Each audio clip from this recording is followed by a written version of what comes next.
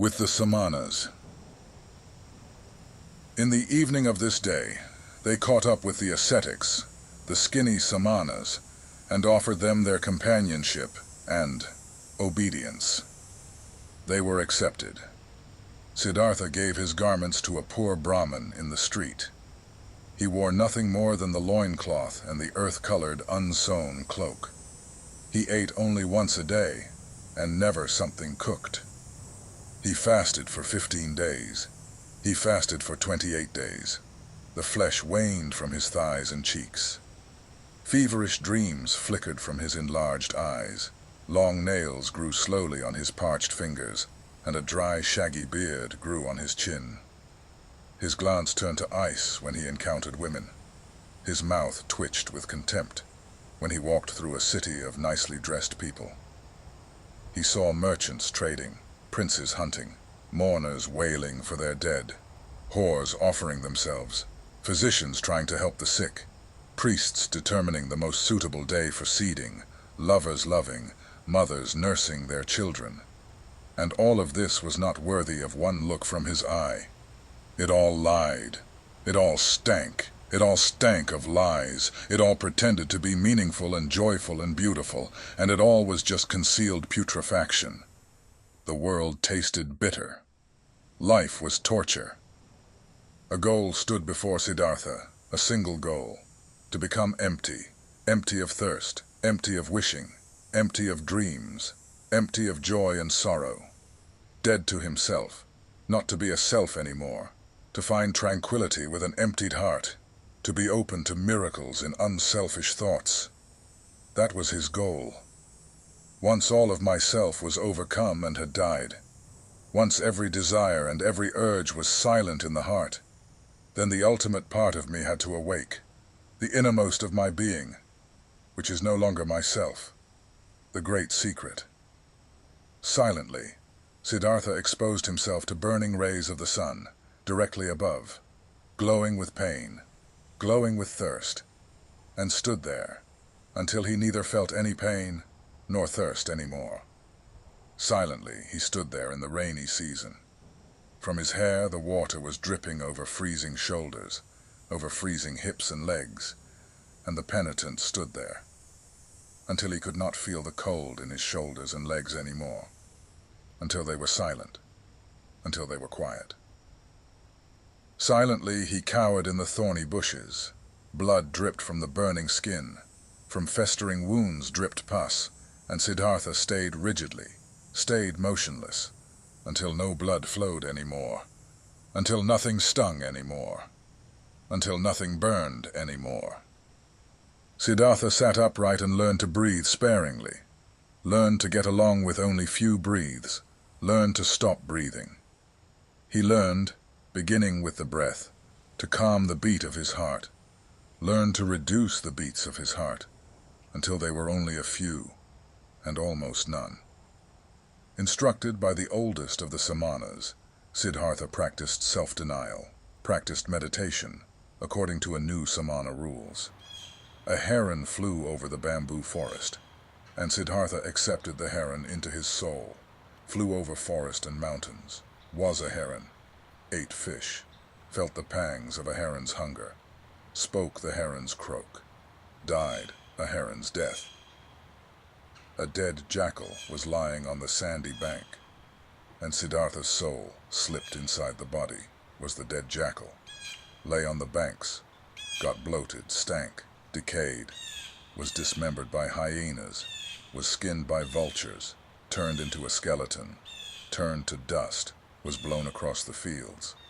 And Siddhartha's soul returned, had died, had decayed, was scattered as dust, had tasted the gloomy intoxication of the cycle, awaited in new thirst like a hunter in the gap, where he could escape from the cycle, where the end of the causes, where an eternity without suffering began. He killed his senses, he killed his memory, he slipped out of his self into thousands of other forms, was an animal, was carrion, was stone, was wood, was water, and awoke every time to find his old self again. Sun shone or moon was his self again, turned round in the cycle, felt thirst, overcame the thirst, felt new thirst. Siddhartha learned a lot when he was with the Samanas. Many ways leading away from the self he learned to go. He went the way of self-denial by means of pain, through voluntarily suffering and overcoming pain, hunger, thirst, tiredness. He went the way of self-denial by means of meditation, through imagining the mind to be void of all conceptions. These and other ways he learned to go. 1,000 times he left his self. For hours and days he remained in the non-self. But though the ways led away from the self, their end nevertheless always led back to the self. Though Siddhartha fled from the self 1,000 times, stayed in nothingness, stayed in the animal, in the stone. The return was inevitable. Inescapable was the hour when he found himself back in the sunshine, or in the moonlight, in the shade, or in the rain, and was once again his self and Siddhartha, and again felt the agony of the cycle which had been forced upon him. By his side lived Govinda, his shadow, walked the same paths, undertook the same efforts. They rarely spoke to one another, than the service and the exercises required. Occasionally the two of them went through the villages to beg for food for themselves and their teachers. "How do you think, Govinda?" Siddhartha spoke one day while begging this way. "How do you think did we progress? Did we reach any goals?" Govinda answered, "We have learned, and we'll continue learning. You'll be a great samana, Siddhartha. Quickly you've learned every exercise. Often the old samanas have admired you. One day you'll be a holy man, O Siddhartha." Siddhartha, I can't help but feel that it is not like this, my friend. What I've learned, being among the Samanas, up to this day, this, O Govinda, I could have learned more quickly, and by simpler means. In every tavern of that part of a town where the whorehouses are, my friend, among carters and gamblers, I could have learned it. Quoth Govinda, Siddhartha is putting me on. How could you have learned meditation, holding your breath, insensitivity against hunger and pain there, among these wretched people? And Siddhartha said quietly, as if he was talking to himself, what is meditation? What is leaving one's body? What is fasting? What is holding one's breath? It is fleeing from the self. It is a short escape of the agony of being a self. It is a short numbing of the senses against the pain and the pointlessness of life. The same escape, the same short numbing is what the driver of an ox cart finds in the inn, drinking a few bowls of rice wine or fermented coconut milk. Then he won't feel his self anymore. Then he won't feel the pains of life anymore. Then he finds a short numbing of the senses. When he falls asleep over his bowl of rice wine, he'll find the same what Siddhartha and Govinda find when they escape their bodies, through long exercises, staying in the non-self. This is how it is, O Govinda. Quoth Govinda, you say so, O friend, and yet you know that Siddhartha is no driver of an ox cart, and a samana is no drunkard. It's true that a drinker numbs his senses. It's true that he briefly escapes and rests, but he'll return from the delusion, finds everything to be unchanged, has not become wiser, has gathered no enlightenment, has not risen several steps. And Siddhartha spoke with a smile. I do not know. I've never been a drunkard. But that I, Siddhartha, find only a short numbing of the senses in my exercises and meditations, and that I am just as far removed from wisdom, from salvation, as a child in the mother's womb. This I know, O Govinda, this I know. And once again, another time, when Siddhartha left the forest together with Govinda, to beg for some food in the village for their brothers and teachers, Siddhartha began to speak and said, What now, O Govinda? Might we be on the right path? Might we get closer to enlightenment? Might we get closer to salvation? Or do we perhaps live in a circle, we who have thought we were escaping the cycle? Quoth Govinda, We have learned a lot, Siddhartha. There is still much to learn. We are not going around in circles. We are moving up. The circle is a spiral. We have already ascended many a level. Siddhartha answered, "How old would you think is our oldest samana, our venerable teacher?" Quoth Govinda, "Our oldest one might be about 60 years of age." And Siddhartha, "He has lived for 60 years and has not reached the nirvana. He'll turn 70 and 80, and you and me, we will grow just as old, and will do our exercises, and will fast, and will meditate. But we will not reach the nirvana, he won't, and we won't." "Oh, Govinda, I believe out of all the samanas out there, perhaps not a single one, will reach the nirvana. We find comfort, we find numbness, we learn feats to deceive others. But the most important thing, the path of paths, we will not find." "If you only," spoke Govinda, "wouldn't speak such terrible words, Siddhartha. How could it be that among so many learned men, among so many Brahmins, among so many austere and venerable samanas, among so many who are searching, so many who are eagerly trying, so many holy men, no one will find the path of paths?" But Siddhartha said in a voice which contained just as much sadness as mockery, with a quiet, a slightly sad, a slightly mocking voice, "Soon, Govinda, your friend will leave the path of the samanas. He has walked along your side for so long. I'm suffering of thirst, O Govinda, and on this long path of a samana, my thirst has remained as strong as ever. I always thirsted for knowledge. I have always been full of questions. I have asked the Brahmins, year after year, and I have asked the holy Vedas, year after year, and I have asked the devotee samanas, year after year. Perhaps, O Govinda, it had been just as well, had been just as smart and just as profitable, if I had asked the hornbill bird or the chimpanzee. It took me a long time, and am not finished learning this yet, O Govinda, that there is nothing to be learned. There is indeed no such thing, so I believe, as what we refer to as learning. There is, O my friend, just one knowledge. This is everywhere. This is Atman. This is within me and within you, and within every creature. And so I'm starting to believe that this knowledge has no worser enemy than the desire to know it, than learning." At this, Govinda stopped on the path, rose his hands and spoke. "If you, Siddhartha, only would not bother your friend with this kind of talk. Truly, you words stir up fear in my heart. And just consider, what would become of the sanctity of prayer?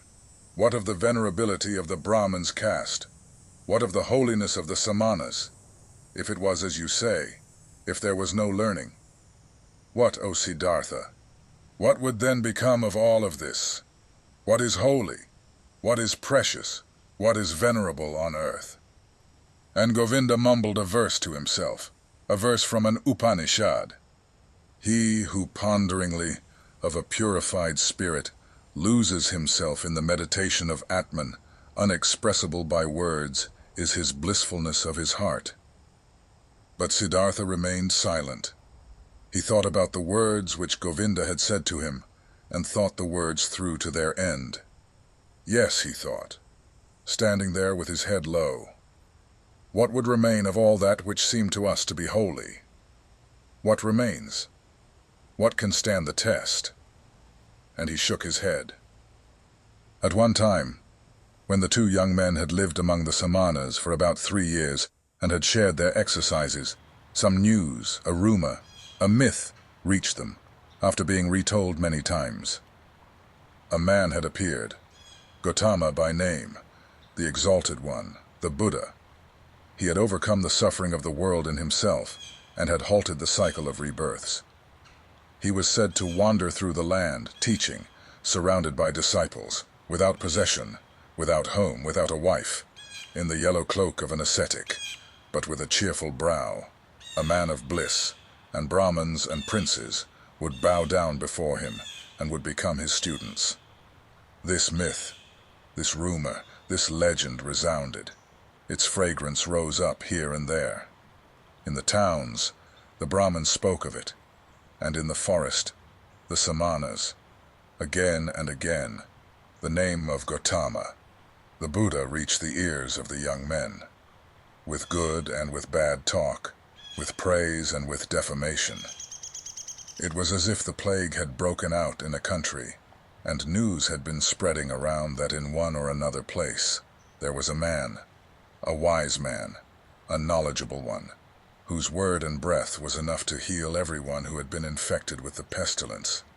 And as such, news would go through the land and everyone would talk about it. Many would believe, many would doubt. But many would get on their way as soon as possible, to seek the wise man, the helper. Just like this myth ran through the land, that fragrant myth of Gautama, the Buddha, the wise man of the family of Sakya. He possessed, so the believers said, the highest enlightenment. He remembered his previous lives. He had reached the nirvana and never returned into the cycle, was never again submerged in the murky river of physical forms. Many wonderful and unbelievable things were reported of him. He had performed miracles, had overcome the devil, had spoken to the gods. But his enemies and disbelievers said, this Gautama was a vain seducer, who spent his days in luxury, scorned the offerings, was without learning, and knew neither exercises nor self-castigation. The myth of Buddha sounded sweet. The scent of magic flowed from these reports. After all, the world was sick, life was hard to bear. And behold, here a source seemed to spring forth. Here a messenger seemed to call out, comforting, mild, full of noble promises. Everywhere where the rumor of Buddha was heard, everywhere in the lands of India, the young men listened up, felt a longing, felt hope. And among the Brahmin sons of the towns and villages, every pilgrim and stranger was welcome when he brought news of him, the exalted one, the Sakyamuni. The myth had also reached the Samanas in the forest, and also Siddhartha, and also Govinda, slowly, drop by drop, every drop laden with hope, every drop laden with doubt. They rarely talked about it, because the oldest one of the Samanas did not like this myth. He had heard that this alleged Buddha used to be an ascetic before, and had lived in the forest, but had then turned back to luxury and worldly pleasures, and he had no high opinion of this Gautama. "O Siddhartha," Govinda spoke one day to his friend. "Today, I was in the village, and a Brahman invited me into his house. And in his house, there was the son of a Brahman from Magadha, who has seen the Buddha with his own eyes, and has heard him teach. Verily, this made my chest ache when I breathed, and thought to myself, if only I would too. If only we both would too, Siddhartha and me, live to see the hour when we will hear the teachings from the mouth of this perfected man. Speak, friend. Wouldn't we want to go there too and listen to the teachings from the Buddha's mouth?" Quoth Siddhartha, "Always, O Govinda, I had thought Govinda would stay with the Samanas. Always I had believed his goal was to live to be 60 and 70 years of age, and to keep on practicing those feats and exercises which are becoming a samana. But behold, I had not known Govinda well enough. I knew little of his heart.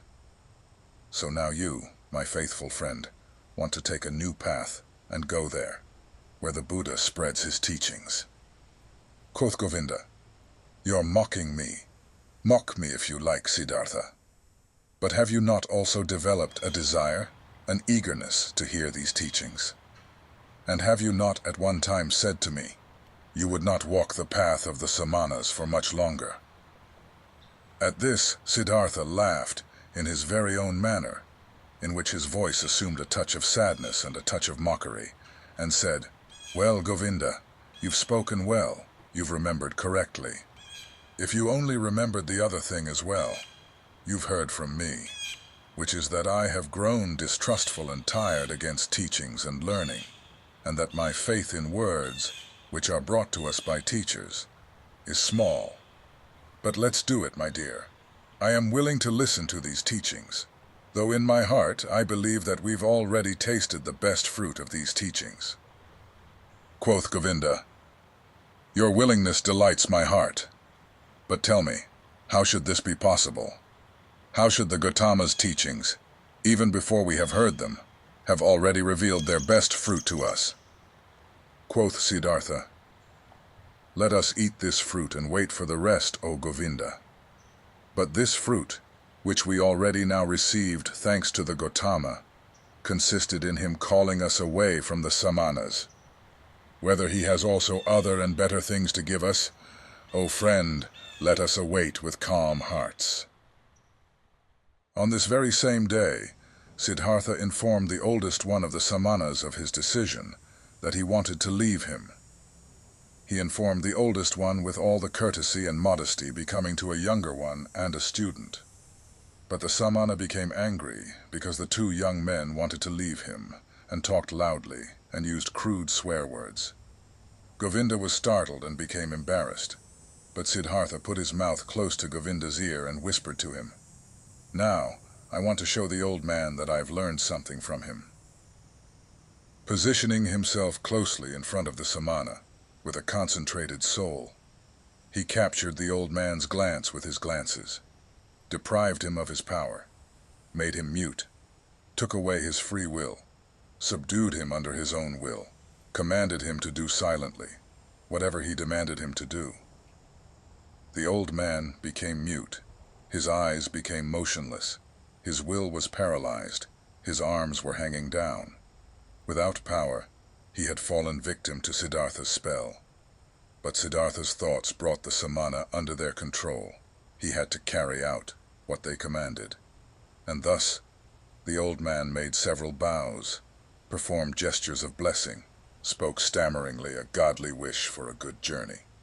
And the young men returned the bows with thanks, returned the wish, went on their way with salutations. On the way, Govinda said, "O Siddhartha, you have learned more from the Samanas than I knew. It is hard. It is very hard to cast a spell on an old Samana. Truly, if you had stayed there, you would soon have learned to walk on water." "I do not seek to walk on water," said Siddhartha. "Let old Samanas be content with such feats."